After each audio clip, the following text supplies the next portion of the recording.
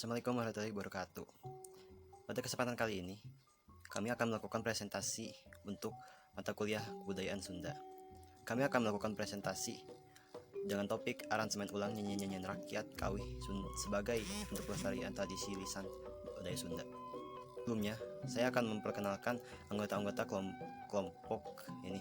Pertama ada saya, Iksan Feta Erlangga dengan nomor NPM 18011000020 atau yang berakhiran 02. Lalu ada Muhammad Dias Januar dengan NPM akhir 056.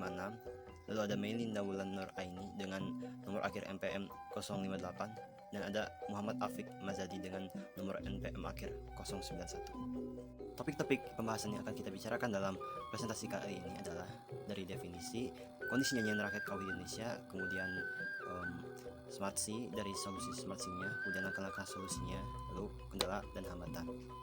Pertama, saya buka dengan definisi dari Kawih. Kawih merupakan jenis lagu Sunda yang tidak terikat dengan aturan atau bebas dan umumnya disusun sang komponis ataupun seorang penyanyi. Kawih sering berkaitan dengan cianjuran dan tembang.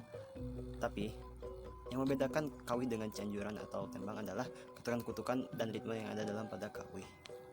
Kawih adalah kesenian Sunda yang sudah ada sejak dari dahulu kala. Kawih merupakan hasil dari adat Kawih dinyanyikan oleh masyarakat Sunda pada zaman dahulu, digunakan untuk menghibur diri mereka sendiri atau juga bisa dalam kesenian tertentu. Banyak sekali kawih-kawih yang sudah kita kenal tanpa kita sadari. Ada Mojang Priangan, Bubui Bulan, Tokecang, Kinciripit, Manuk Dadai, dan lain-lain. Ada jenis kawih lagi, banyak sekali kawih-kawih yang sudah kita kenal tanpa kita sadari. Ada Mojang Priangan, Bubui Bulan, Tokecang, Kinciripit, Manuk Dadai, dan lain-lain. Ada jenis kawih lagi yaitu kakawihan. Kakawihan adalah jenis nyanyian atau kawih yang biasa dinyanyikan di dalam permainan-permainan anak-anak. Misalnya ada orai-oraian, cinciripit, jalulija, anyang-anyangan, cengceng angge, undek-undek, punten mangga, dan lain-lain. Dan kemudian kita pada kondisi nyanyian rakyat Kawih Indonesia. Seperti yang kita tahu bahwa kita hidup di dalam zaman modern dan zaman globalisasi di mana kultur-kultur atau budaya-budaya luar sudah memasuki. Jadi budaya-budaya Sunda atau budaya asli Indonesia mulai sedikit tergusur karena adanya budaya dari luar. Keberadaan Kawih di era kali ini tidak bisa dipungkiri lagi menjadi sebuah eksistensi yang terikikis, yang terancam. Tapi bukan cuma faktor perkembangan zaman saja yang ada, tapi juga ada faktor dari kurangnya peran atau penduduk yang makin sadar bahwa adanya eksistensi dari Kawih ini. Jadi dampak buruk dari tergerusnya Kawih ini adalah bukan generasi kita saja, tapi generasi yang mendatang juga. Jadi apa upaya yang bisa kita lakukan agar Kawih ini bisa lestari di Indonesia, atau juga apa upaya yang bisa kita lakukan agar generasi kita atau generasi mendatang tahu akan eksistensi dari Kawih ini. Selanjutnya yaitu bagaimana penerapan Smart C pada gagasan kreatif kali ini. Smart C merupakan salah satu metode yang diusut oleh George T. Duran sejak tahun 1981. Smart ini merupakan singkatan dari specific, measurable, acceptable, kemudian realistic, dan juga time bound. Smart C ini banyak digunakan oleh banyak orang karena sangat praktis dan mudah untuk digunakan, sehingga tidak salah kalau misalkan Smart C ini digunakan oleh setiap orang. Oke, langsung saja yang pertama yaitu spesifik. Spesifik dari gagasan kreatif kali ini yaitu kelompok kami ingin meningkatkan eksistensi dari nyanyian rakyat Kawih yang sekarang mulai tergerus oleh perkembangan zaman.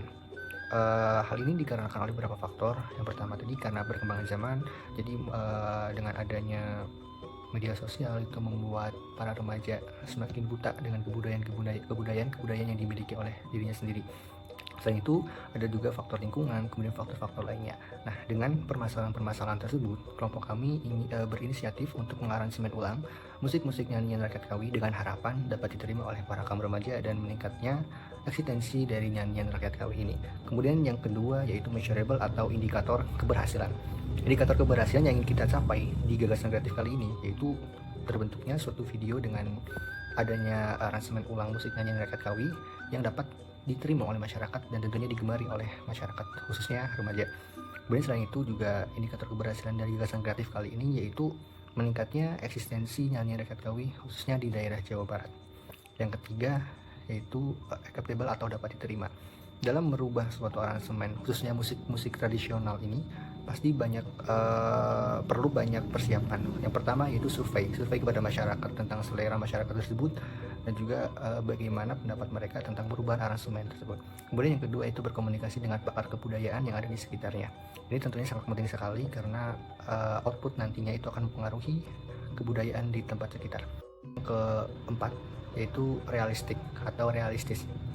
Kenapa gagasan kreatif ini dapat dikenakan realistis? Karena perkembangan zaman ini atau mulai merambahnya dunia media sosial itu membuat setiap orang tidak jauh dari yang namanya gadget, dan dengan hal tersebut dapat dimanfaatkan karena mudahnya penyebaran informasi itu semakin gampang, atau penyebaran video ataupun aransemen ulang ini itu dapat mudah disebar melalui platform-platform sosial media, dan tentunya gagasan kreatif ini sangat realistis untuk dicapai.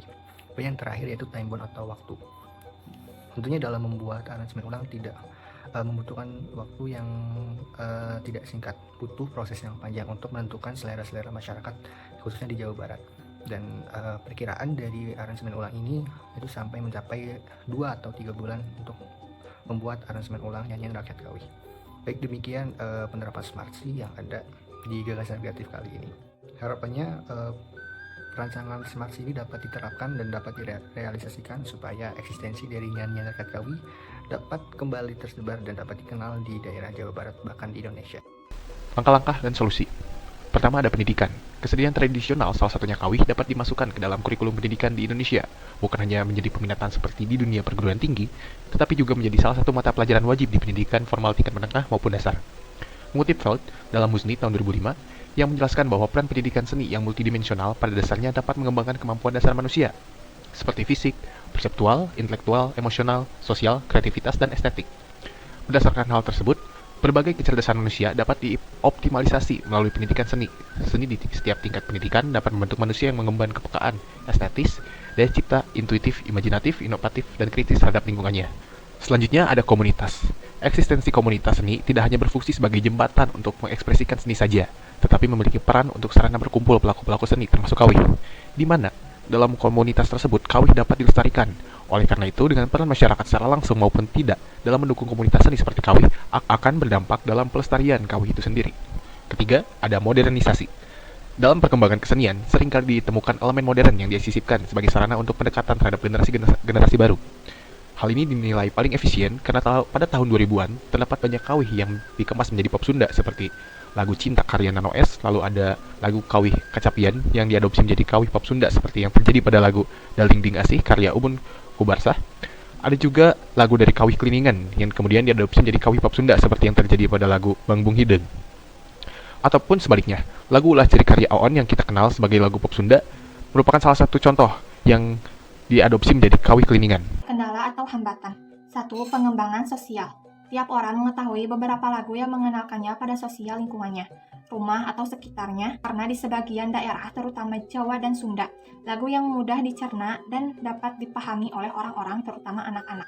Karena lagu semacam ini mempunyai karakteristik penting seperti, pertama, melodinya yang mudah diingat dan cukup menarik untuk dinyanyikan, walau tanpa syair sekalipun.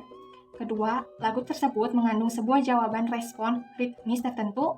Ketiga, syairnya sesuai dengan skema ritmis dan alur atau garis melodi. Dan yang terakhir, melodinya terletak pada wilayah kemampuan suara nyanyi rata-rata anak, menurut Dloyana Kusuma. Lalu kedua, berkurangnya kosakata bahasa Sunda.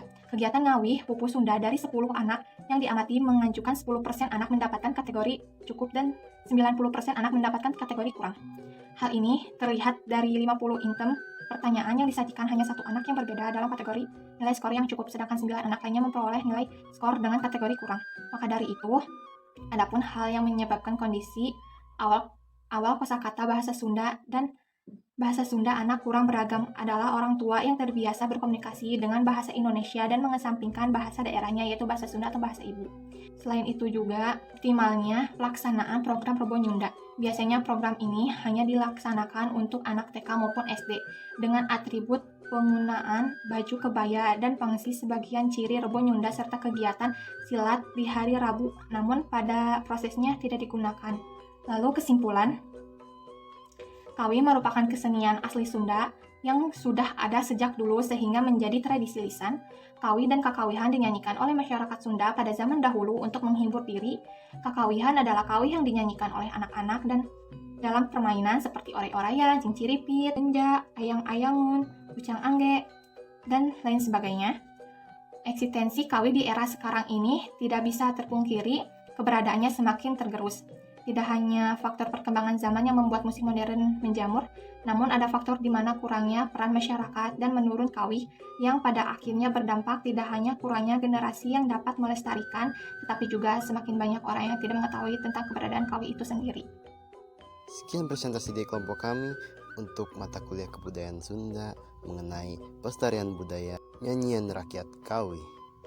Untuk itu, bila ada kesalahan, mohon dimaafkan, mau dalam kesalahan bicara ataupun kesalahan perbuatan. Untuk itu, terima kasih. Assalamualaikum warahmatullahi wabarakatuh.